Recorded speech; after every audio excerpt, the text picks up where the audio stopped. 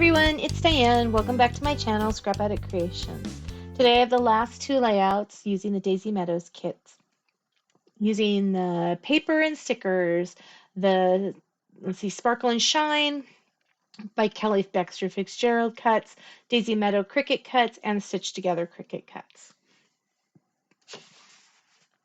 So let's start off with, this is the last of the Easter ones. The next one doesn't look Eastery. Okay, so I titled this one, of course, as you can see, Egg Hunt. We have a lot of this theme for these layouts, which is great because we have lots of Easter egg hunts to document. The background on this is white daisy, 8.5 by 11 1/4. The egg pattern paper, I just love that pattern paper. It's so cute. I even cut out some additional eggs up here from the pattern paper from scraps. So this side over here is 3 by 8.5, and this one is 3 by 11 1/4. I then cut this peacock pattern paper a little bigger than I normally would for like a zip strip. It's 3/4 by 8.5 over here, 3/4 by 11 1/4 over here, and this one is 3/4 by 12, and then I flagged the ends and then I cut it kind of in half. So just kind of put it down where I felt, cut it, and then kind of went the ways. But I'll just say I cut it in half-ish. Okay, I did photo mats in peacock, 2 4x6 and a 3x4. And I had done these two, I did them all around the same time, but I had done these two and then added this one because there's kind of this blank area over here. I think what I will either do is take these two off and put peacock photo mats in 3x4 size here and here and here and here, or I will just cut the picture so that there's 2 pictures on each of these so that there's a little more photo space.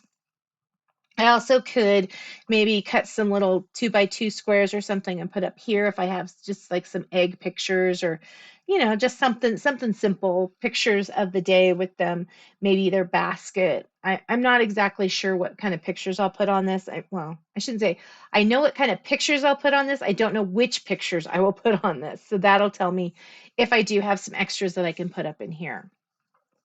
Okay, this tag over here is 3x4 in peacock, and I did use kind of a sample and kind of trimmed it up from my tag punch, and then I cut this one at 1 3/4 by 3 3/4 to fit on it, and just kind of altered it to the side over here.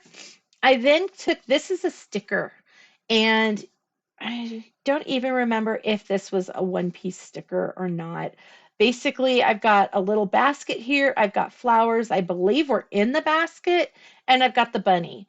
And so I just cut the flowers out and shoved them behind the bunny. The basket and the bunny head are all popped up. And then I had some extra little flowers I put down here. Recently, I added this little flower here.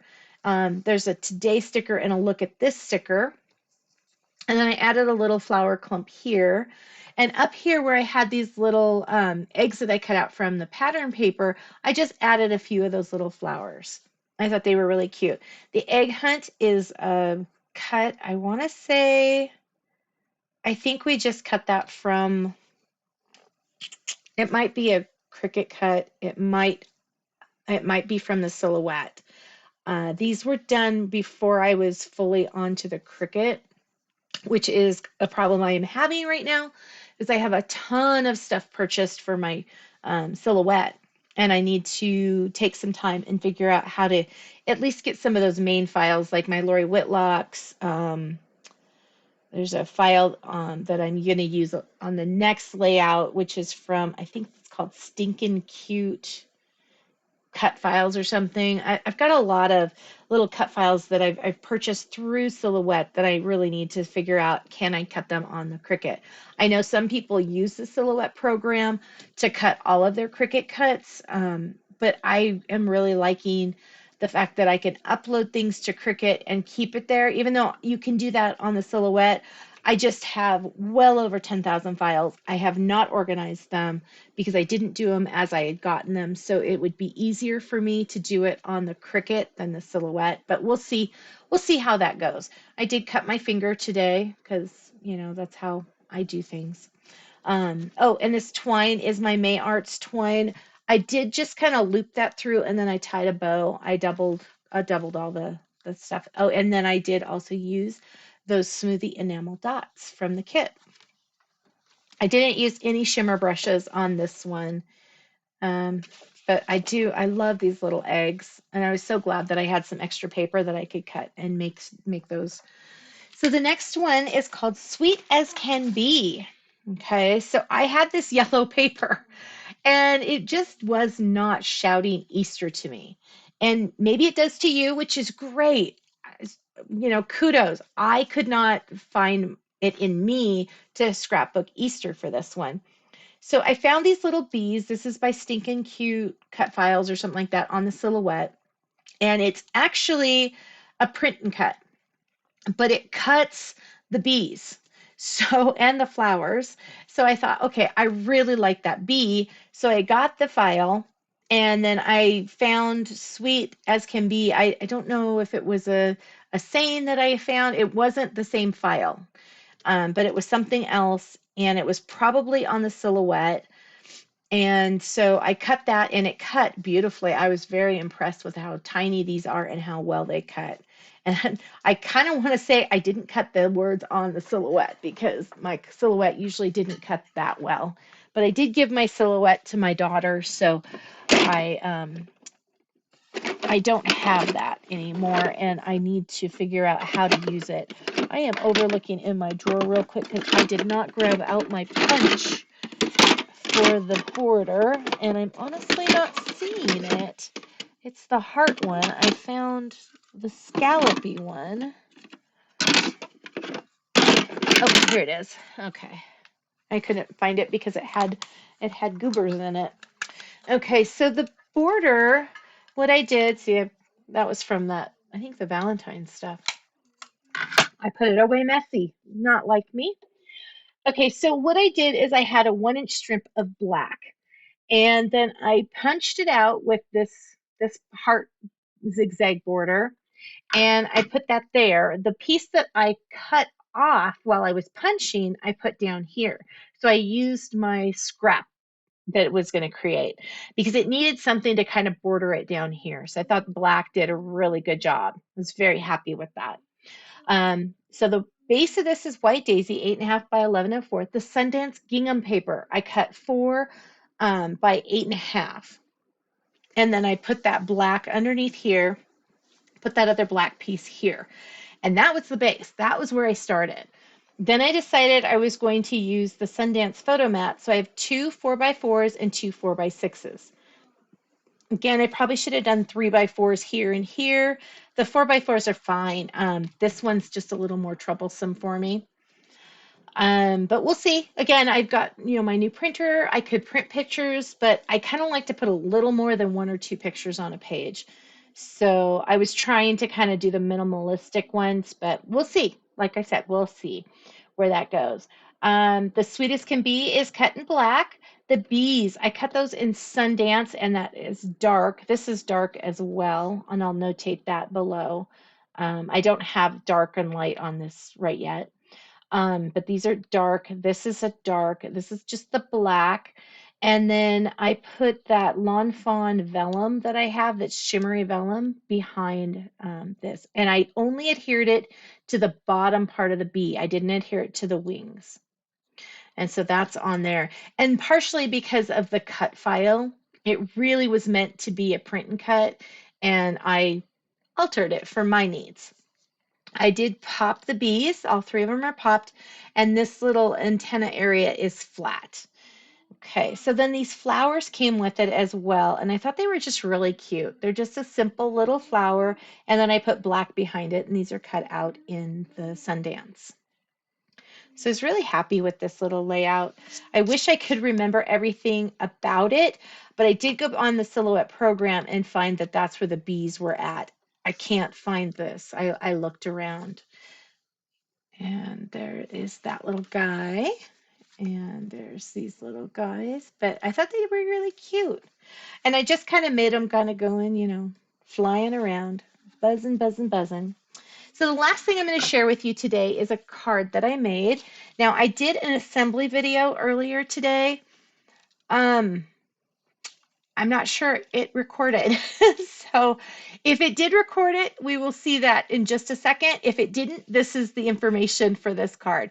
This is a Lori Whitlock file. I have a birthday coming up for my niece, and I thought this would be great. I think she's going to be 11. She could be a little older. I'm horrible with the ages. But I did make 2 of them because I made one for the assembly video, and they're just so cute. So I have 2, one for my niece and one for my granddaughter. And they are they're called a Shadow Box Unicorn number 2. The paper I used is white Hammermill 100-pound. That's what I use for cards usually. Wisteria, Lagoon, Glacier. So here's Lagoon. Glacier is this background back here. I used gold from Lawn Fawn right there. Then we have pink shimmer right here from it's kind of a textured, let me actually show you in case you don't get to see it in a few. So I've got this, I think this is my last sheet of it too, which is so sad because it's really cute paper. So I'll have to order some more next time I put in an order through them. So it's the pink and it's kind of got a shimmery to it, shimmer to it. And then I use the yellow. And like I said, I cut out 2 sets, so that's why there's 2 suns, 2 tails, multiple stars and everything, because I needed 2 of these cards. And let's see here, pink, yellows, Lawn Fawn. And then I did a white shimmer. There's a little bit of adhesive still. That's one thing I don't care for on the white shimmer paper is if you get any adhesive on it, it is a bear to get off. So be extra careful. And I did get that white shimmer on Amazon, which is the cheapest place to get it. But it's a really nice little shimmery unicorn. And then I did use this sparkle, clear sparkle on the purple. So on the Wisteria and the Lagoon, I used that so that it was sparkling like the pink and the yellow. It's just a cute little card. Very happy card. And I'm excited because I've got 2 cards I need done for the month of April. And I still have a list. This is my list right here. I have Olivia and Emily. Emily is a teenager, so I've got to find a teen card. My sister, my husband, my oldest daughter. And then Easter, got to figure out some Easter cards to send to my grandkids. And then I have Miranda, my mom, and then Mother's Day. So it's a nice little list of birthdays I've got coming up. I honestly cannot stand April. That is the worst month of the year for me. I have so many birthdays, and getting them all done on time has been a challenge in the past because it's also when tax season ends. So having the first of these cards, and one of them isn't until June, that's when Nora's birthday is, so I've got my June month already done. But having my first one started, and my plan is every day this week to try and do another card. I thought, it works out pretty easy. I doubt it, but I might part with this one. I have a feeling I won't because I really love this card that I did the other day. So, and that's my little one that's right at my desk, just being this little happy thing. So yeah, tomorrow I will probably do an Easter card to get some of those done for my grandkids as well. Thank you so much for taking time out of your busy schedule to come play today. I really appreciate it. Please like and subscribe if you would love to see more of my videos. Leave a comment. I always appreciate those, and I try to get back as soon as possible on those. And have an amazing rest of your day. I'll see you guys tomorrow. Thank you so much. Bye-bye.